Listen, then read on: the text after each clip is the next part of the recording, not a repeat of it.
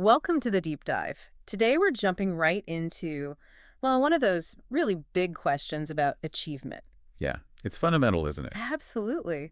Why is it that you can have two people, same situation, same starting point basically, same challenges even, and one person just flies, Yep. breaks through No, everything? the other just stalls, gets stuck, gives up. Exactly. Is it just like innate genius or maybe pure luck? What's going on there? Well, that's exactly the big question we're tackling today. We've been digging into a pretty complex body of research, focusing specifically on this dialogue from our sources about the spirit to overcome challenges. Okay. And our mission really is to break that concept down, because the conclusion we found in the material is, well, it's quite surprising. How so? It suggests the deciding factor isn't your raw talent, and it's not luck either. Okay, so if it's not ability and it's not fortune, what is it? That's the core thing we need to unpack. The sources point to a specific internal mindset. It's fueled by what the original dialogue calls a deep aspiration, like a fundamental, almost burning desire. To prove yourself. Exactly, to prove your own worth. It's this internal fire, something you can't just buy or get from someone else. All right, the quest for self-proof, as you put it. Yes. So this deep dive is all about analyzing how that spirit actually works, how it can take difficulties that would stop most people. And turn them into stepping stones. Precisely, stepping stones for growth. And we've got a couple of really classic, powerful historical examples that show just how this internal drive, this deep aspiration, kicks in when things get tough. Okay, good. But before the examples, let's just nail down this core idea first, the theory behind it. Makes sense. What if the real key isn't the external stuff? Not the money, not the praise, maybe not even avoiding punishment, but something inside, like needing to live up to your own standards. That's the pivotal shift in thinking the source material really pushes for. It's about this innate human drive we all have for self-expression, for showing what we're capable of. That's the engine for resilience, you see. Think about it. Getting more stuff satisfies our external life, sure. Right, the things we have. But proving you can handle adversity, that satisfies something deeper. Your internal definition of who you are. So challenges aren't there to beat us down. Not primarily, no. Their real function, according to this perspective, is to wake up our deepest potential, that hidden strength. The stuff we didn't know we had. Exactly. They force us to tap into it. That's actually incredibly compelling. Because if that internal need to prove your value is stronger than, say, a bonus, then the usual management tools, the carrot and the stick, they shouldn't be as effective, should they, compared to something that taps into that self-worth. Precisely. And we see this play out perfectly in the industrial world. There's this famous example involving the early industrialist, Charles Schwab. Ah, Schwab, titan of industry. Right. But he faced a problem every manager faces. Stagnating output in his factory, people hitting a plateau, and the traditional motivators. They just weren't working anymore. So he wasn't yelling at people or threatening them, not even just throwing more money at the problem. Nope. Not relying on those. So the question becomes, how do you light that internal fire? Especially under folks who are already working pretty hard. Yeah, what did he do? Schwab seemed to understand that his workers needed more than just pay. They needed, like, a stage, a way to show their competence. Okay. So the source details this brilliantly simple move. He walks onto the factory floor, takes a piece of chalk, and just writes the number 6 on the ground. 6. What did 6 mean? That was the number of heats or batches the day shift had completed that day. Yeah. And then he just walked away, said nothing. Just a number on the floor. Wow. Just a number. But the effect was immediate. This silent act, it ignited what the source calls an invisible competition. Ah, okay. I see where this is going. The night shift comes in, they see the 6, they instantly get it. It's a challenge. Right? So they work harder, they push the output up to 7 batches. Okay. Then the day shift comes back, they see the 7, and now their pride is on the line. Yeah, of course. They respond, and they don't just beat it, they smash it, driving the number way up dramatically to 10. 10 from 6. That's incredible.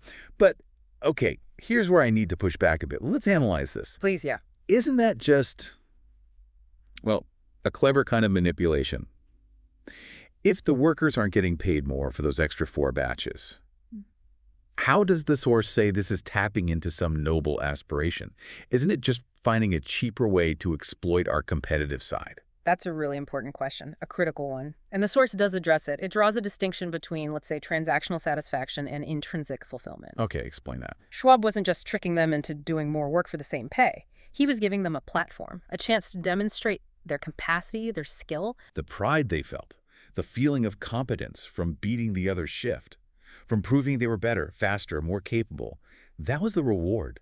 It wasn't monetary, it was psychological. The self-proof again. Yeah, exactly. The feeling of mastery, that healthy spirit of competition itself became the fuel. And it turned out to be way more powerful than just a small pay bump would have been. It confirmed something to them and to themselves. We've got value, we can do this, we can break through. Okay, that connection makes more sense now. He didn't pay them to compete. He set up a situation where competing met this deeper need they had for recognition, for worth. Precisely. And, that takes us really nicely into our next case study. All right. Because if Schwab showed how this desire for competence works in a group, like on a factory floor, Yeah. now we look at how this challenge for self-proof works on a much more personal level, moral level even. We shift from the factory to personal courage with the story of Theodore Roosevelt. Ah, TR. Okay, so this isn't about hitting production numbers. No, not at all. This is about facing down deep internal fear and really strong external opposition. Right. What was the situation? Roosevelt, well, he was going through a really tough phase in his career, politically difficult, even dangerous, and he was genuinely considering quitting, just backing down. Really? He seems like such a forceful figure. He was overwhelmed by the complexity, the hostility directed at him, just the sheer fear he felt about staying the course. He was apparently ready to walk away, go back to a safer, quieter life. So what stopped him? It wasn't like a promise of becoming president down the line or someone threatening him if he quit? No, none of that. It was a single question, a really piercing question, actually. A challenge aimed right at his identity, his sense of self. What was the question? The dialogue we looked at highlights it perfectly. The statement that just stopped him in his tracks was, will a hero turn into a coward? Oof. That's direct. It wasn't just rhetorical. It was like a direct confrontation with himself. It forced him to look at the story he told himself about who he was. The commitment he'd made to his own character. Yes. And he was about to break that contract with himself. So that challenge, that question, it was like a complete reset button. Absolutely. It forced him to honor that internal commitment. Yeah.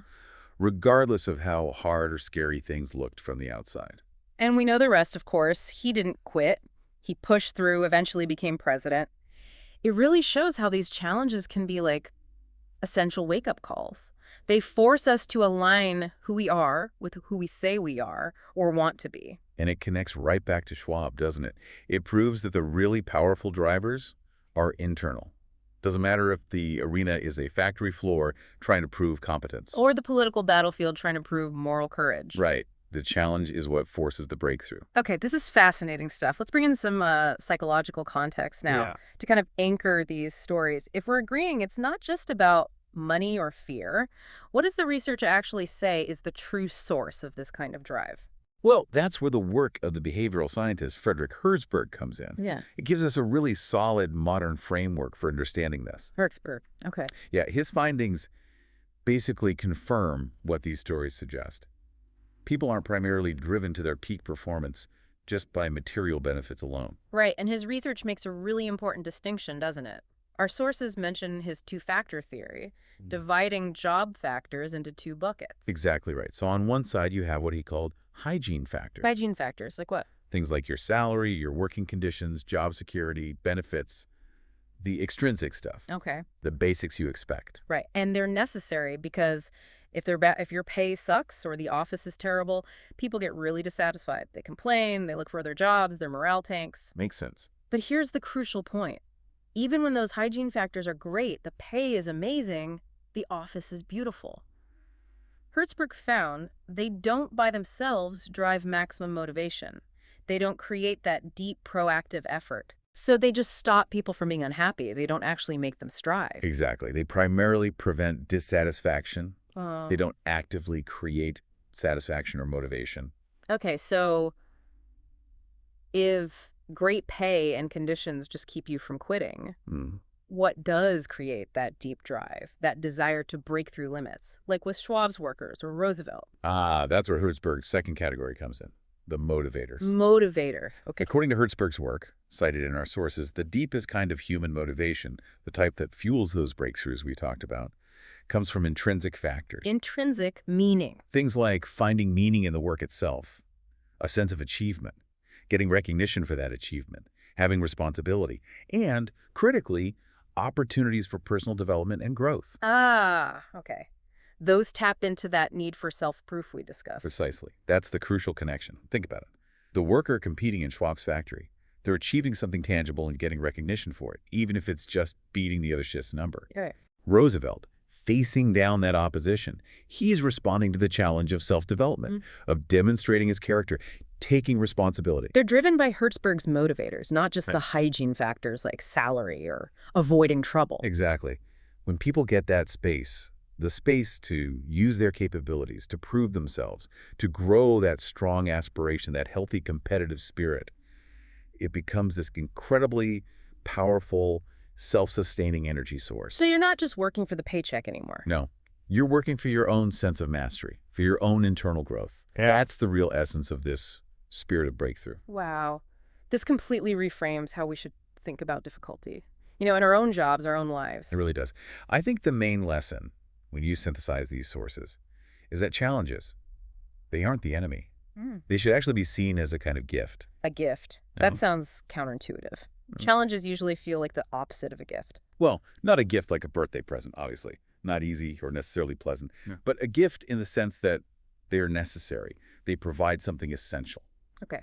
So for you listening, the mindset shift needed isn't just about learning to cope with hard times. No, it's more active than that. It's about recognizing that the difficulty itself is actually the opportunity, the chance to prove yourself.